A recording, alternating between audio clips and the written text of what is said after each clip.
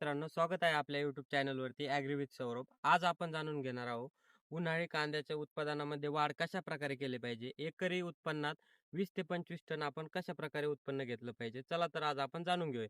त्यासाठी काही महत्त्वाच्या मुद्द्याचा आपण अवलंबन मध्ये सर्वात महत्त्वाचा मुद्दा म्हणजे आपण जमीन कोणत्या स्वरूपाची निवडतो आणि रोपं जे आपलं रोप असतं त्याची क्वालिटी आणि चांगल्या प्रकारे जर्मिनेशन झालेलं आपण एकरी 2.5 ते 3 किलो रोपं निवडली पाहिजे. त्याचबरोबर शेतकरी मित्रांनो, जमीन निवडत असताना हलक्या स्वरूपाची किंवा मध्यम स्वरूपाची जमीन निवडली पाहिजे.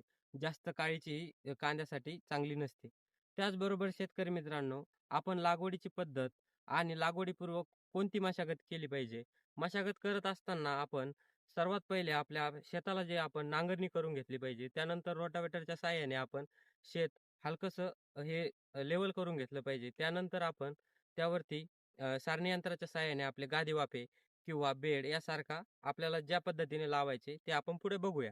शेतकरी मित्रांनो, आपण रोप लावत असताना एकरी कमीत कमी जे रोप असतं ते संख्या बसली पाहिजे. जेणेकरून काय होईल, आपल्याला जे उत्पन्न मिळेल ते जास्त प्रमाणात मिळेल. आपण जास्त दाट लावल्यावरती काय होतं, आपल्या जमिनीमध्ये जे अन्नद्रव्य असते, आपल्या पिकामध्ये स्पर्धा वाढते. कॉम्पिटिशन वाढल्यामुळे काय होतं, आपले जे कांद्याचा बल्ब असतो, कांद्याची साईज असते ती कमी पडते. त्यामुळे आपल्या उत्पन्नात घट होते. शेतकरी मित्रांनो, यानंतर महत्त्वाचा मुद्दा येतो खत व्यवस्थापन. खत व्यवस्थापन करत असताना आपण सर्वात महत्त्वाचं सेंद्रिय खताचा देखील वापर केला पाहिजे. आपण शेतामध्ये शेणखताचा 1 ते 2 ट्रॉली वापरल्यामुळे काय होतं, आपल्या जमिनीची क्वालिटी सुधारते, सुपीकता वाढते. त्यामुळे आपल्या जमिनीमध्ये जे जीवाणू असतात, ते आपल्या जमिनीतील जे सुप्त अवस्थेत पडलेले खतं असतात, ते आपल्या पिकाला मिळवून देण्याचं काम करतात. त्याचबरोबर शेतकरी मित्रांनो, जेव्हा आपण कांद्याची लागवड करत असतो, सुरुवातीच्या काळामध्ये सर्वात महत्त्वाचा मुद्दा म्हणजे आपण स्फुरदयुक्त खतांचा वापर केला पाहिजे.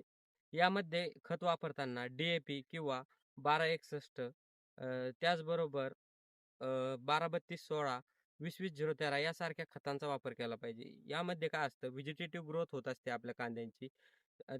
ह्या अवस्थेमध्ये आपण स्फुरदयुक्त खतांचा वापर केला तर आपल्या ज्या कांद्याची पातींची संख्या वाढल्यामुळं आपल्या उत्पन्नात नक्कीच वाढ बघायला मिळते.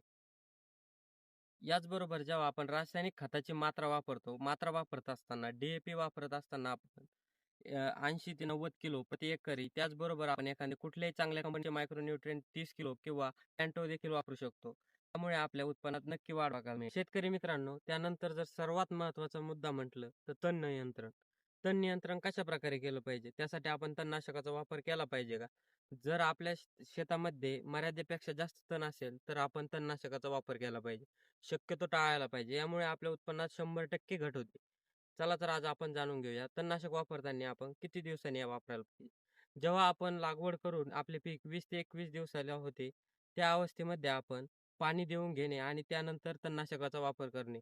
यामध्ये तणनाशक वापरत असताना गोल वापरावे. त्याचबरोबर टर्गा सुपर. गोल जर वापरत असाल 15 ml आणि टर्गा सुपरचे प्रमाण घेत असाल, तर 15 ते 20 ml प्रति 15 लिटरच्या पंपासाठी. त्याचबरोबर शेतकरी मित्रांनो, यासोबत एक मायक्रोन्यूट्रिएंट किंवा झिंकचा वापर केला पाहिजे. जेणेकरून आपल्या पिकाला जो झटका बसतो, त्या अवस्थेमध्ये तणनाशक मारल्यानंतर तो कुठे कव्हर होईल. शेतकरी मित्रांनो, तणनाशक मारून झाल्यानंतर आपण 3 ते 4 दिवसाच्या अंतराने आपण एक फवारणी घेतली पाहिजे. यामध्ये एक बुरशीनाशक, त्याचबरोबर टॉनिक आणि कीटकनाशकाचा वापर केला पाहिजे. ही फवारणी घेतल्यानंतर आपण एक खताचा डोस दिला पाहिजे 30 ते 35 दिवसांनी. या या अवस्थेमध्ये आपण पिकाला आपल्या पोटॅशयुक्त खताचा वापर त्याचबरोबर फॉस्फरस देखील गरजेचा असतो. आपण कांद्याला नत्रयुक्त खतांचा वापर टाळला पाहिजे. कारण की नत्रयुक्त खतामुळे काय होतं, जे आपलं कांदा पीक असतं ते सडण्याचे चान्सेस वाढतात. यामुळे आपण त्याला टिकवून ठेवण्याची क्षमता असते, ती कमी होते आपल्या कांद्या पिकात. शेतकरी मित्रांनो, जर तुम्ही पाणी देत असताना जास्त प्रमाणात जर आपल्या कांद्या पिकाला पाणी दिलं, तर डेंगळे होण्याचे चान्सेस जास्त असतात. ते देखील आपल्या हातामध्ये आहे. आपण पाणी व्यवस्थित आणि जेव्हा गरज असेल त्याच काळामध्ये दिलं पाहिजे.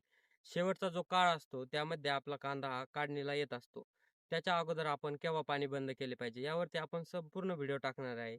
परंतु शेतकरी मित्रांनो, काढणीच्या वेळेस नॅचरली ज्या मान पडते आपल्या कांद्याची, ती पूर्णपणे मुरत नाही तोपर्यंत आपण कांदा काढला नाही पाहिजे. जेव्हा ती मुरेल, आपला कांदा परिपक्व होईल, त्यावेळेस जर आपण कांद्याची काढणी केली, तर तो कांदा टिकवण क्षमतेला चांगला असतो आणि आपण त्याला चांगल्या प्रकारे टिकवून ठेवू शकतो. यामुळे काय होईल, आपल्याला मार्केट भाव देखील चांगल्या प्रकारे मिळू शकतो. जर मार्केट उपलब्ध नसेल त्यावेळेस, तर आपण त्याला स्टोअर करून ठेवू शकतो. भविष्यात त्याला आपल्याला विकता येईल. शेतकरी मित्रांनो, तुम्ही म्हणताल जर आपण कांदा करायचा ठरलं, तर एकरसाठी किती खर्च येतो? चला तर जाणून घेऊया. आपण जे कांदा पीक केलेलं आहे, यावरून आपल्याला असं लक्षात आलेलं आहे, कांदा पीक जेव्हा करतो आपल्याला, सरासरी आपल्याला 50 ते ₹60,000 खर्च येतो. त्याचबरोबर कधी जास्तही होऊ शकतो, वातावरणाच्या बदलामुळे किंवा काही प्रॉब्लेममुळे कमी देखील होऊ शकतो. कसे समजतो, आपण जितका जास्त उत्पादनात खर्च करू, तितकं आपल्याला उत्पादन भेटेल. ते चुकीचं आहे शेतकरी मित्रांनो. आपण जितका काळजीने आपल्या पिकाची काळजी घेऊ, त्याचबरोबर त्याला जे टाईम टू टाईम लागेल.